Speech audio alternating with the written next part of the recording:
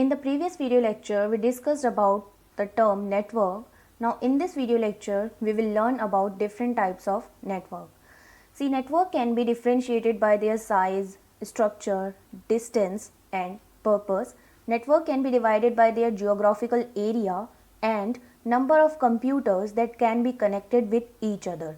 So network mainly are of four types like PAN, personal area network, LAN, local area network, MAN, metropolitan area network, and the last one is WAN, wide area network. So let's discuss each type of network in detail. The first one is personal area network. This network formed around a person. जैसे कि इसके नाम से ही पता चल रहा है कि this network is used in the personal space of a person because this is the smallest area network which can cover area around 10 meters.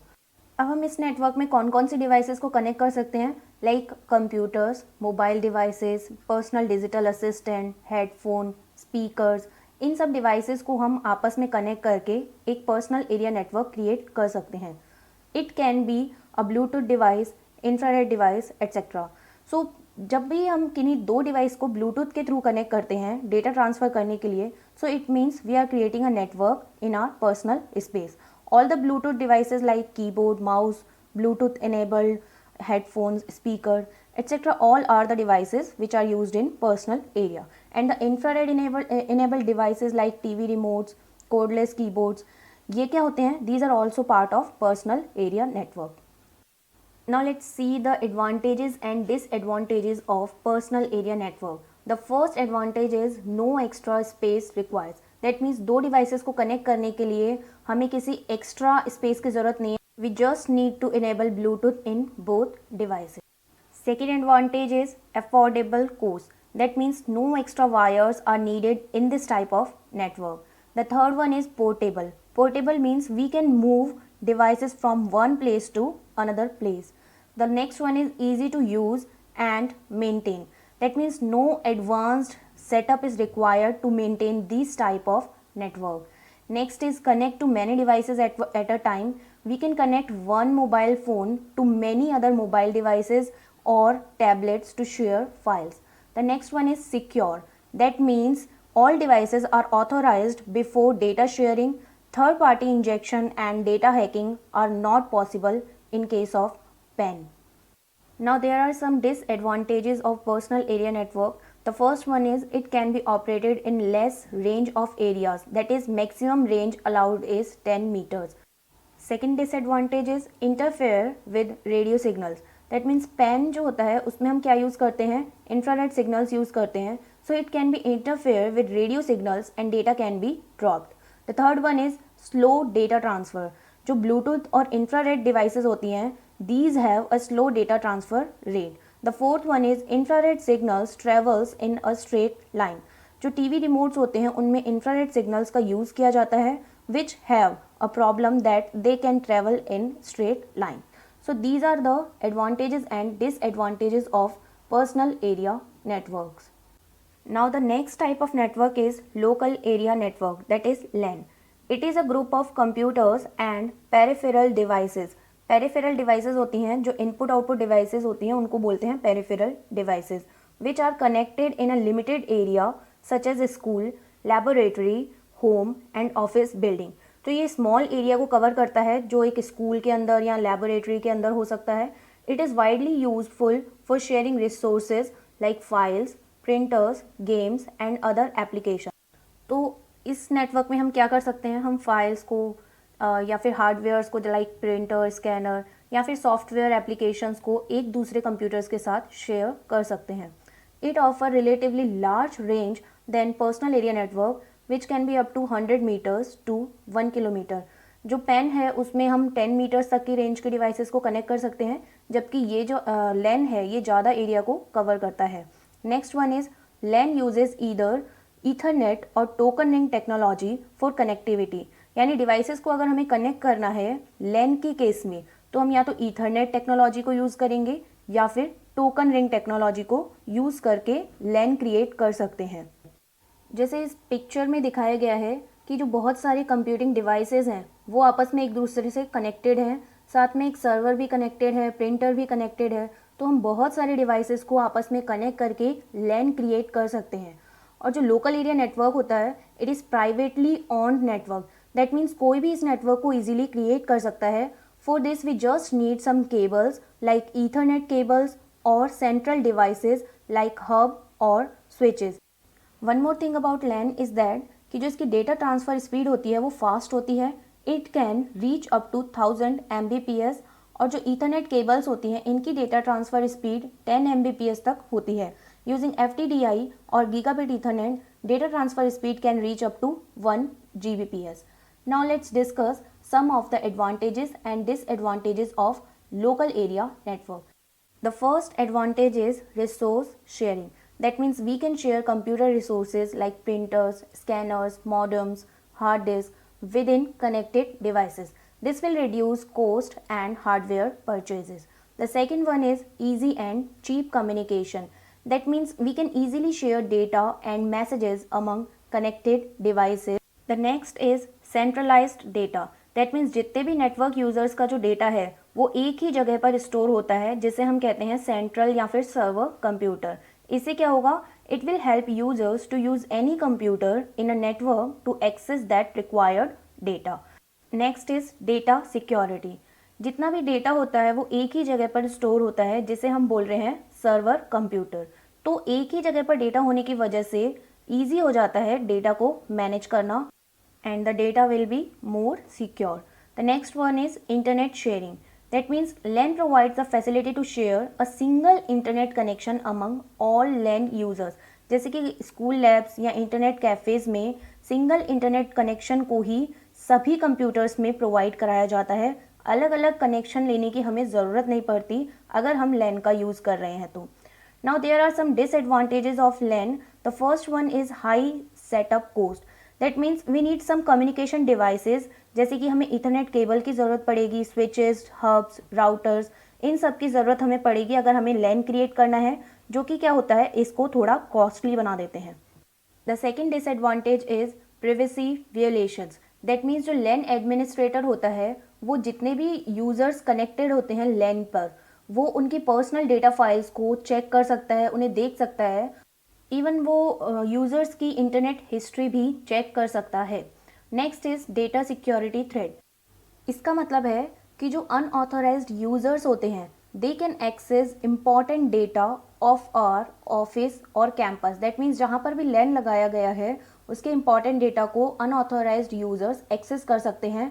कब कर पाएंगे, अगर लैन एडमिनिस्ट्रेटर ने सर्वर की हार्ड डिस्क को प्रॉपरली सिक्योर नहीं किया है तो।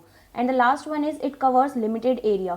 That means it can cover a single office, single building or a group of nearby buildings only. Now the next one is metropolitan area network. In metropolitan area network, various local area networks are connected with each other through telephone lines. That means कि अगर हम different local area networks को आपस में connect कर दें तो जो network create होता है उसी को हम क्या बोलते हैं, metropolitan area network. The next is it covers the larger area of a city or town whose range can be up to 10 kilometers. यानी कि ये जो नेटवर्क होता है ये लैन से ज़्यादा एरिया कवर करता है और वो एरिया एक सिटी या टाउन तक का हो सकता है। MAN connect multiple geographically nearby LANs to one another.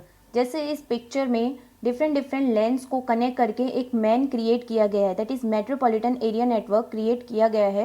यानी कि ये सब लैन कुछ फ्यू किलोमीटर्स तक के हो सकते हैं जिनको आपस में कनेक्ट किया गया है।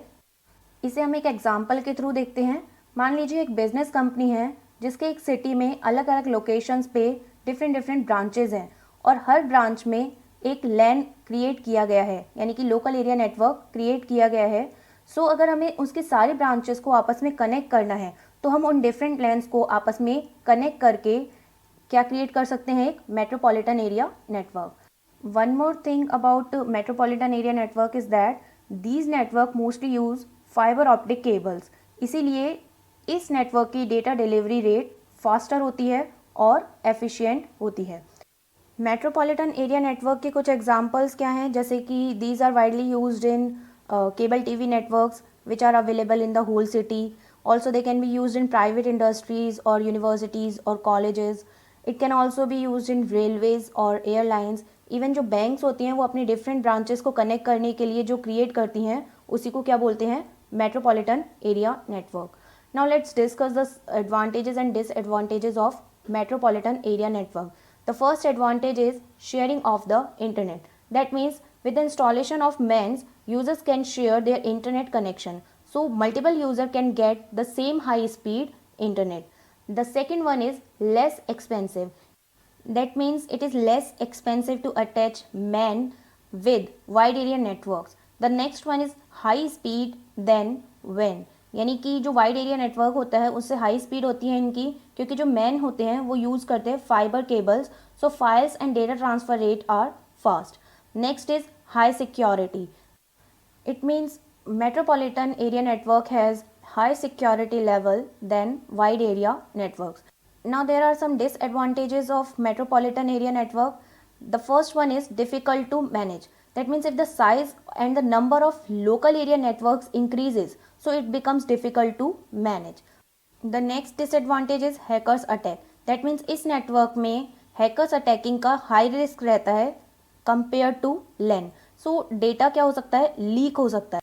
The next disadvantage is technical people required to set up. Technical people like network administrator and troubleshooters are required to set up metropolitan area network. The next is more wires required. Obviously जो MAN होता है वो larger geographical area cover करता है LAN से, तो it requires more cables and network devices to create a metropolitan area network. So these are the disadvantages and advantages of metropolitan area network. Now the next network type is wide area network. देखिए ये कैसे बनता है, जब हम बहुत सारे lens को और मैन्स को आपस में कनेक्ट कर देते हैं तो जो नेटवर्क क्रिएट होता है उसी को हम बोलते हैं वाइड एरिया नेटवर्क. जैसे कि इस पिक्चर में डिफरेंट लैन्स को और मैन्स को कनेक्ट किया गया है, तो ये सब मिलकर क्या क्रिएट कर रहे हैं, एक वाइड एरिया नेटवर्क. चलिए इसके बारे में पढ़ते हैं. It covers a very large geographical area such as a state or a country. अगर हम कंट्री के या किसी एक कॉन्टिनेंट के कंप्यूटर्स को आपस में कनेक्ट कर दें तो क्या क्रिएट होगा, एक wide area network. It is a collection of LANs and MANs, जो कि अभी हमने एक पिक्चर में देखा था. This network support long distance communication. जब बहुत दूर के कंप्यूटर्स को आपस में कनेक्ट कर देंगे, कंट्री के या कॉन्टिनेंट के या फिर इवन अ होल वर्ल्ड के कंप्यूटर्स को कनेक्ट कर देंगे, तो ऑब्वियसली हम लॉन्ग डिस्टेंस कम्युनिकेशन कर पाएंगे. And the most well known WAN is internet, जो कि हम यूज़ करते ही हैं, तो हमें पता है हम होल कंट्री या फिर इवन होल वर्ल्ड से कनेक्ट हो सकते हैं थ्रू द इंटरनेट. ना चलिए इसके कुछ एडवांटेजेस एंड डिसएडवांटेजेस देखते हैं. The first advantage is it covers large geographical area which can B of more than 1000 kilometres. If your office is in different country, then you can connect your office branches through wide area network. The next advantage is centralized data. जो wide area network होता है वो कैसी facility provide कराता है, data को share करने की, किसके बीच, among all the connected devices in a network. जैसे कि अगर कोई ऑफिस है तो उसकी डिफरेंट ब्रांचेस का डेटा अगर एक हेड ऑफिस सर्वर पर रख दिया जाए तो सभी ब्रांचेस में उसे शेयर किया जा सकता है. The next advantage is you can get updated files and data. That means जैसे ही सर्वर को न्यू डेटा से अपडेट किया जाता है तो जितनी भी कनेक्टिंग डिवाइस होती हैं उस सर्वर से, उन्हें कुछ ही सेकेंड्स में वो अपडेटेड डेटा रिसीव हो जाता है. The next is high bandwidth. That means WAN covers larger area than local area network and metropolitan area network. So it has larger bandwidth compared to them. Bandwidth क्या होती है? It is the transmission capacity of a connection. And the last one is like local area network, we can share software applications and other resources with other users on the internet. Now there are some disadvantages of wide area network. That is, the first one is security problem is there when many different peoples have the ability to use information from other computers. The next is it need firewalls and antivirus. Because wide area network faces security issues, so it requires firewalls and antivirus softwares to protect data transfer on the internet. Next disadvantage is high setup cost. क्योंकि जो wide area network होता है ये large area cover करता है, so it is very expensive to set up in the initial stage because it requires so many network devices and extra security softwares. The next one is maintenance issue, क्योंकि बहुत ज़्यादा area cover करता है, बहुत सारे computers connect होंगे, so it requires high tech skills of network supervisors and technicians. And the last disadvantage is trouble shooting problems, क्योंकि जो वैन होता है वो लार्जर जियोग्राफिकल एरिया कवर करता है, so fixing the problem in this network is very difficult job. Now some examples of wide area networks are like internet, satellite systems, cable companies, airline companies. These are the examples of wide area networks. So this was all about different types of networks, their advantages and disadvantages and their uses. Thanks for watching, guys.